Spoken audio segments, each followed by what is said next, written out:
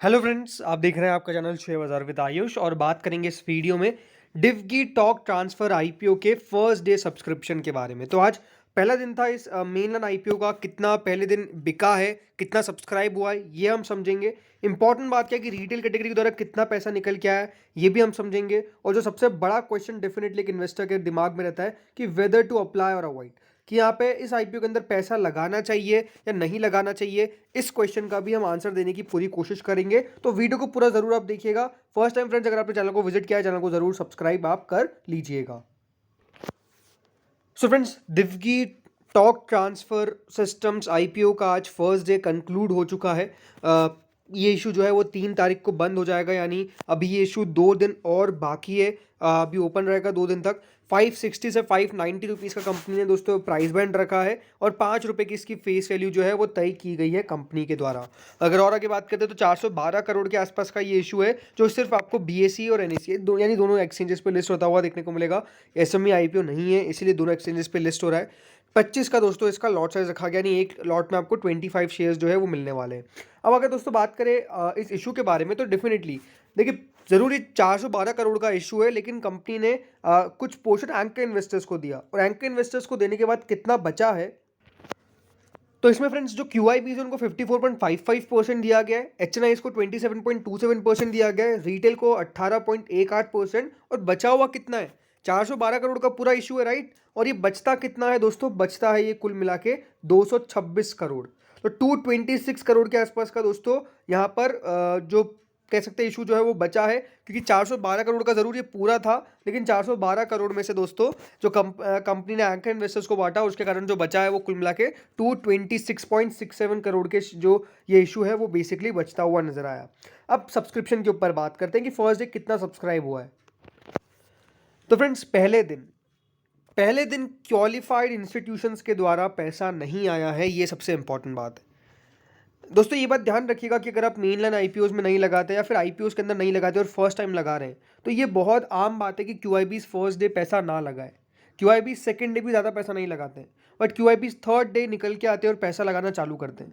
SMEs में क्यूआईबीज का पैसा आपको ज़्यादा आता हुआ नजर नहीं आएगा, बट मेन लाइन के अंदर डेफिनेटली उनकी जो बिड होती है वो काफ़ी ज़्यादा तक होती है। तो इस इशू के अंदर मोस्ट लाइकली पैसा जो है वो आपको फाइनल डे ही आएगा, और क्यूआईबीज का फिगर फाइनल डे को ही हम सही तरीके से एनालिस कर सकते हैं। फर्स्ट सेकंड डे वो इतने इंटरेस्टेड नहीं रहते हैं, वो थर्ड डे ही पैसा लगाते हैं, ये मोस्टली देखा गया है। वैसे ही एच भी होते हैं, तो एच ने दोस्तों कुल मिला के पहले दिन 0.06 टाइम्स, कितना 0.06 टाइम दोस्तों इस इशू को भरा है। कुल मिला के एच की तरफ फर्स्ट डे कह सकते हैं कुछ ज़्यादा पैसा तो नहीं आया, 0.06 टाइम्स पैसा निकल के आया। यानी अगर 100% की इनकी पूरी कैटेगरी, तो मात्र 6% दोस्तों पहले दिन हम कह सकते हैं कि पैसा आपको एच की तरफ से आया है। अब एच में भी दो बिड है बेसिकली, एक बिग एच और एक स्मॉल एच। बिग एच के द्वारा 0.04 टाइम्स यानी 4% के आसपास लगाया गया है।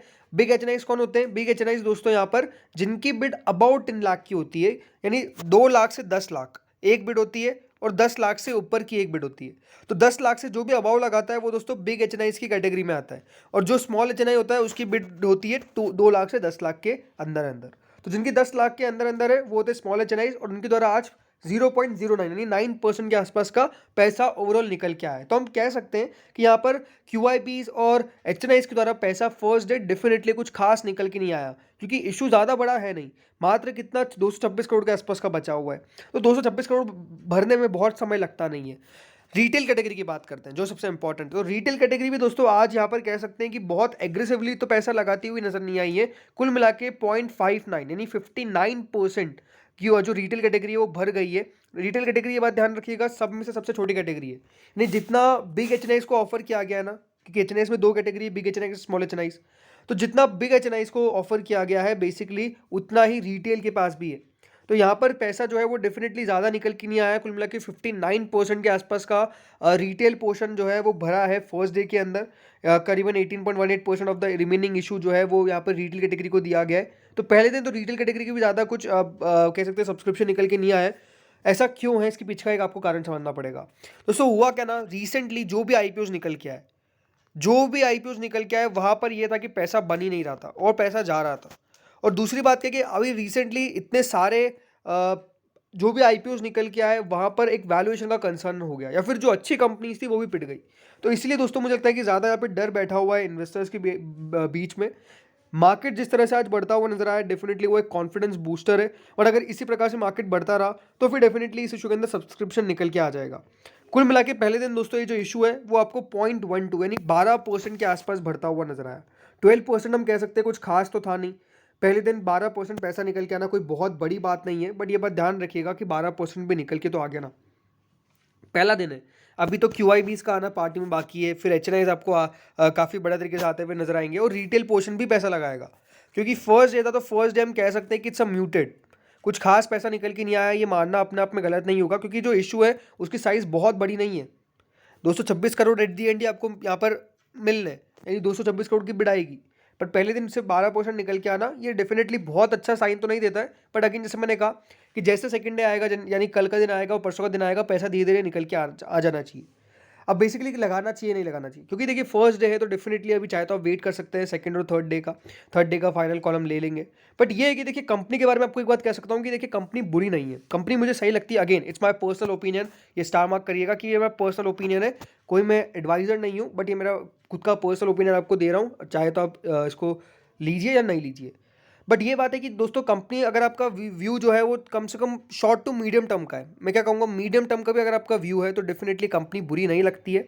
लिस्टिंग इन पे पैसा बनने के चांसेस काफ़ी हायर है, इसमें कोई डाउट नहीं है। बट अगेन मार्केट का कुछ कह नहीं सकते, मार्केट अगर थोड़ा बहुत नीचे आ गया तो हो सकता है कि लिस्टिंग में भी दिक्कत आ जाए।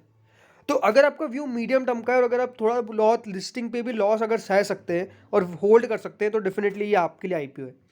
प्रॉपर लिस्टिंग गेन मिलेगा कि नहीं मिलेगा वो कहना अभी मुश्किल क्यों है, जस्ट बिकॉज मार्केट का अंदर जो अनसर्टेनिटी है वो एक बहुत बड़ा फैक्टर प्ले करती है।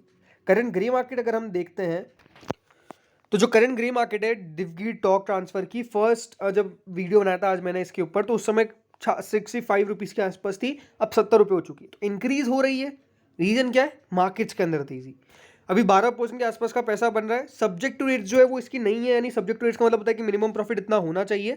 बट अगेन 12% का लिस्टिंग इन अभी सर्टेनली तो दिखा रहा है, अभी ऊपर नीचे होता है वो हमको देखना पड़ेगा। बट अगेन मार्केट्स के अंदर अगर इस प्रकार का मूव आया, क्योंकि मार्केट्स लगातार नीचे आ रहे थे, तो एक इंपॉर्टेंट भी है। दूसरी बात क्या कि ये जो वैल्यूएशन पे अपना आईपीओ लेकर भी आया वो ज़्यादा महंगा नहीं है, which is again a very good sign. मतलब सस्ता भी नहीं है, लेकिन हाँ ये है कि इनके पीएस के मुकाबले इसी वैल्यूएशंस पे कंपनी ट्रेड करती है या फिर उससे थोड़ा सा हायर ट्रेड करती है। तो मुझे लगता है कि ओवरऑल कंपनी वैल्यूएशन जिस तरह से लेके आई है, अच्छा करना चाहिए इशू, ये मेरा मानना है। पहले दिन का सब्सक्रिप्शन डेफिनेटली वो बात बयान नहीं करता है, क्योंकि पहले दिन मात्र 12% पैसा निकल के आया है, यानी इशू जो है वो आपको सिर्फ 10% से आधा भर पाया, मतलब यहाँ पर 1/10 का है। तो ये पैसा बिल्कुल ज़्यादा निकल के नहीं आया, इसमें कोई दोहराए नहीं है। बट मुझे लगता है कि धीरे धीरे करके वो इवेंचुअली आईपीओ ये बढ़िया करना चाहिए। तो देखते हैं कल किस प्रकार का पैसा निकल के आता है, फिर थर्ड डे फाइनल डिसीजन आप ले सकते हैं। तो इस वीडियो में इतना ही था। Thank you friends for watching this video.